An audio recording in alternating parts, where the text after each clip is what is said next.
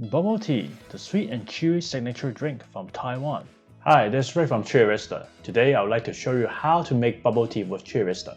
So let's start. Taiwanese bubble tea is made by mixing milk tea with chewy boba pearls made from tapioca. Here are the ingredients for making bubble tea with Aerista. Add water and Aerista tea pouch in the brewer. Select the strong program and press start. When the tea is done, pour out and let cool. Cook boba in boiling water for 3 minutes. Stop heating and cover for 3 minutes.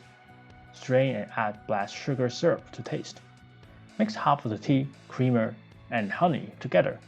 Add in more tea, ice, and then milk. Scoop some boba into a glass and pour in the mixed milk tea. And here it is, sweet and chewy Taiwanese bubble tea. Be sure to subscribe to our channel so that you won't miss our Aerista videos and recipes. Cheers and have a great brew!